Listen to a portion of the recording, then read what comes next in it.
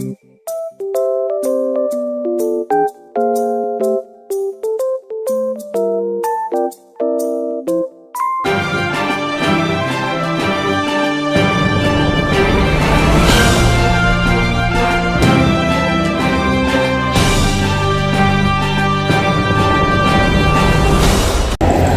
morning viewers, today I'm JABODETABEK and I'm Anggito Himawan. will bring news on the theme of natural phenomena.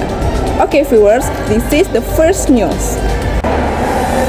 The weather today, Tuesday, 29 September 2022, throughout the Jakarta, Bogor, Depok, Tangerang, and Bekasi area, according to reports.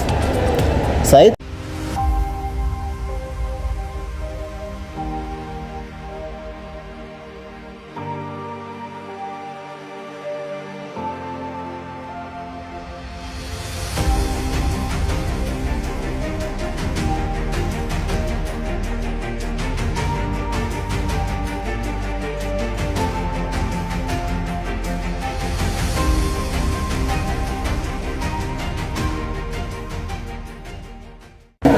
Beware of the potential for rain that can be accompanied by lightning and strong winds with a short duration in some areas of South Jakarta in the afternoon, said the BMKG early warning.